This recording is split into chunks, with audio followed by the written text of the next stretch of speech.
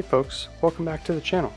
My name is Chad, and this is the second video in a series on JavaScript array methods you need to know as a software engineer. In this video, we'll go over the every, sum, and includes methods with some examples. And keep an eye out for a quirk with the every method, as it totally blew my mind the first time I ran into it. Alright, without further ado, let's learn some more array methods. Okay, first up is the every method, which is used to test if every array item passes a certain condition. So we have an array of cartoon characters here, and let's say we want to check if every character is younger than 100. So let's do that by saying characters.every, and this method accepts a function, and this function takes technically 3 arguments, but we'll start out with one here, and that will be the character itself on that particular iteration, and we'll just return the character's age less than 100. So here we want to check if each character's age is less than 100, and we'll just console log that out. And we get true here because indeed every character's age is less than 100. What if we want to check if every character's age is less than 50? So we can see if each one is younger than 50 by doing that. And if we save that, we see false because, of course, Mickey and Minnie are older than 50, and therefore not every character passed the test. One important thing to note about the every method is that it will actually short circuit the iteration if even one item along the way doesn't pass the test. What do I mean by that? Well, let's take a look. So let's just console log the character's name.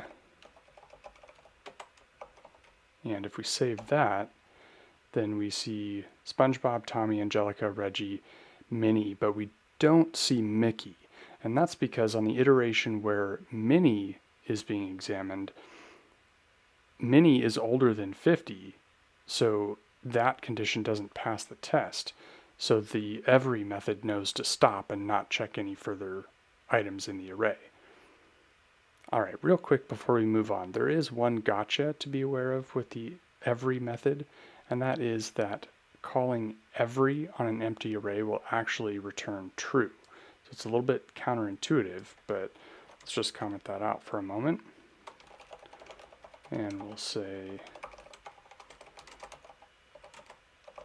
every on empty array.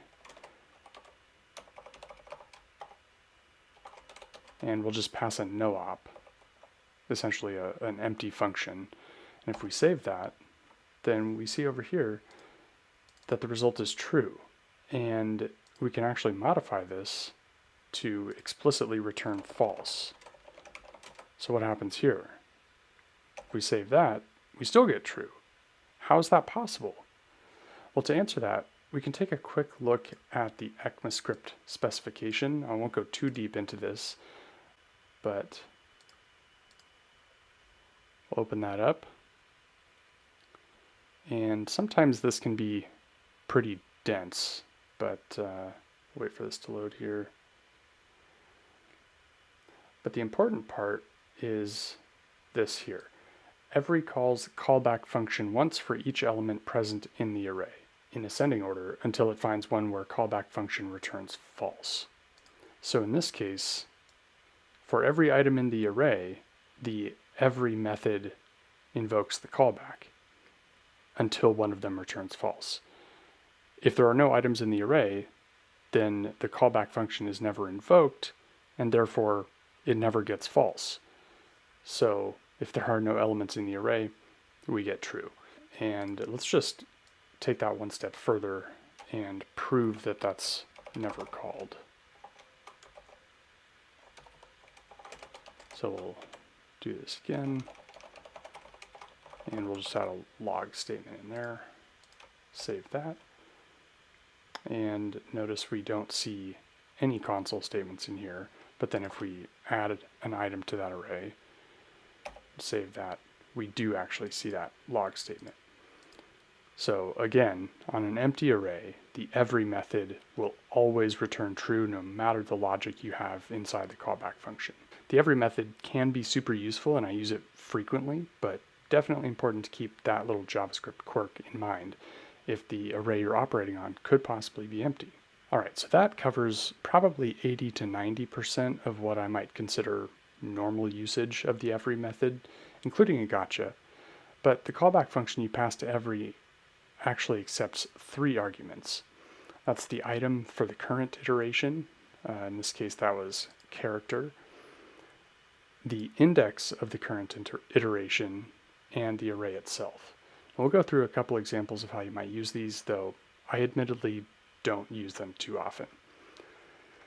Now let's just get rid of all this. We'll use an array of numbers for the next couple examples. I wanted to show how you can work with objects with this method, but we've covered that for now, and numbers are a bit quicker to work with. So let's say we have an array of numbers here, and what if we want to check if all of the numbers are equal to their position in the array? So here we would want to check, does this number 1 equal 0? Does this number 2 equal 1? Now, looking at it ahead of time, we clearly know that's false, but what if we wanted to do that in code? So we'll say is equal to index and numbers dot every, and we'll take the index this time, and we'll return num triple equal index. So for each iteration, we want to check if the current number is equal to the current index. And if we log that out, then we see false because, as we said clearly, these numbers are not equal to their indexes. So if we add a 0 in here, what happens then? Now we get true, because in this case, 0 is in the 0 index, 1 is in the 1 index, 2 is in 2, and so on and so forth. What if we wanted to check if all the numbers are equal to each other? Well, this gets a little bit more complicated, but we'll add that third argument into the every method's callback function. That's the array. In this case, that's the numbers array that we're operating on.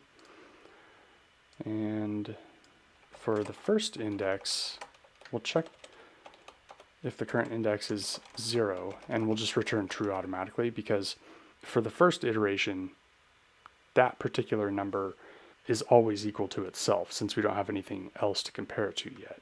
And then if it's not the 0 index, then we will return whether or not the current number equals the previous number. So we'll change this.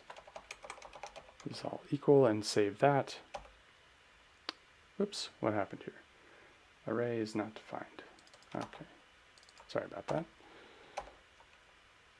So we save that again, and we get false, because clearly not every number in the array is equal. So what if we just changed this to, oops, and save that again. So now clearly these numbers are equal, so if we save that, we see true. And just to add a couple of console statements to show this going through here, let's log out the current num and maybe the current index, and we'll log out the previous num as well, just so we can see it comparing them as it goes through. I almost did that again. Okay, we'll save that. So we don't see the first iteration because we've already checked that one here. On the second iteration, we see the current number is 1, current index is 1, and the previous number is 1. And of course, current and previous are all going to be equal here, but you can see that we are indeed going through each index, and we get through to the end of the array, and we return true at the end. So, as I mentioned, I don't often use the index or array arguments in the callback function, but I just wanted to make sure that folks are aware of how to use them. All right, the next method we'll take a look at is the sum method, which tests if some, or at least one, items pass a given test. And similar to every, this method short circuits, and the function it accepts also takes index and array arguments. Now I won't get into the index and array arguments for this method since the syntax is exactly the same as every. So continuing with the numbers array, what if we want to check if some of the numbers are even? Let's get rid of that for a moment and say, we'll call that has evens, and then we'll check using the sum method, and the first argument to this callback function is the current number on this iteration. And in this case, we'll use the remainder operator. So if the remainder we get when we divide by 2 is equal to 0, then we know the number is even. And for you Python folks out there, this is not the modulo operator you may be used to. It's a little bit different, but that's a topic for another video. So we'll go ahead and log that out here. And of course, as you can see, none of these numbers are even. We already knew that, but just to prove we do get false there. Now, what if we add one of these numbers to be even? We save that, now we get true. We get true here because some, or at least one, of the numbers are even. Even one matching case satisfies the sum method, and of course that's the number 2 here. Now if we console log each number out, we can see the short circuiting happening. Because we've found 2 as an even number, that satisfies this sum condition, and the method short circuits, and we never check the last number in the array. And just to go back to the odd case, if we go ahead and save this, now we see 3 logs for number 1 and ultimately a false. And that's because there was nothing to short circuit on. The sum method did not find a case where the callback function returned true. In other words, there were no even numbers. The next method, includes, is one of the ones I use most frequently, but it may not behave exactly as you might expect, and we'll see that in a moment. Unlike the every and sum methods, includes takes 2 arguments. And the first one is what you're searching for, and the second is the index from which you want to start the search. Now in this case too, it's not very often that I use the index argument, but we'll take a look at the first argument first. Now going back to our cartoons example, let's say we want to check if this array includes Mickey. So if you're not familiar with includes, you may do something like this. So we'll say characters.includes, and we'll say first name Mickey, last name Mouse, and age 93. This is Mickey after all, right? Mickey Mouse, age 93. Well, let's console that out. Now if we save this, we see false.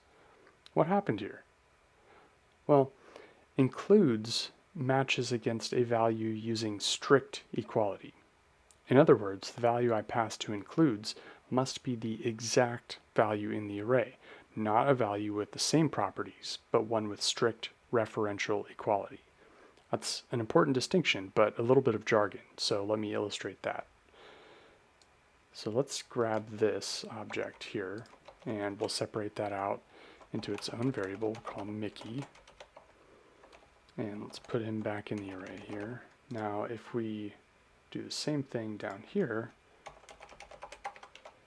and save this, now we get true because we're checking to see if the Mickey variable exists in the array, which it does. This reference, and this reference are all the same. So does that mean that I need to have a variable for every item in the array? Well, no, not necessarily. You can check based on a specific property, but it does take a little trick. Let's see how that works. So let's say characters.map, and we'll take the characters array and transform it using the map function. pull out the first name. And let's just log that out first to see what we get. So now we get an array of first names. And with a lot of these array methods that I'll talk about in this series, if the array method itself returns an array, then you can chain other array methods off of it. So now we can use includes, and we'll pass Mickey. And if we save that, we also get true. Now if we just go back to what we had before down here, where we're not using that variable and we save again, we still get true. Now this mapping to get the first name out and then checking with the includes method is a bit of a workaround to deal with arrays of objects, but there is actually another array method that may be more appropriate for this use case, and that is the findIndex method. I'm trying to keep these videos in this series on the shorter side, so we'll cover findIndex in the next video. Now if you recall, I mentioned that includes also takes a second argument, and that is the start index. So let's see how that works. Say we want to find SpongeBob. And if we save this, we get true because SpongeBob is, of course, in the array. Now if we pass 0, so we'll start our search from the 0 index, that's here. And if we save that again, of course we get true because that's where SpongeBob is. Now what if we start from 1? Now we see false because we started at the index after where SpongeBob is. So in the subset of the original array, starting from index 1 to the end, we don't find SpongeBob. Now perhaps less known about the second argument to the includes method is you can also pass a negative number, and that acts as an offset from the end of the array. Let's say we want to find Minnie, and if I pass -1 here, this is essentially the same as starting the search at the last element. So if we save this, we see false, and that's because Mickey isn't in the last position. There's only one item that exists after the last index here, and that's Mickey. And of course, we don't find Minnie there. Now if we change this to -2 and save that, now we see a result of true because we started 2 away from the last index, which would be exactly at Minnie's position. Alright folks, that's all I have for this video. If you enjoyed this video or learned something new, please be sure to hit that like button, and if you're interested in seeing more content like this, be sure to subscribe, as I have a few more JavaScript Array method videos lined up for this series. Thanks so much for watching, and I'll see you next time.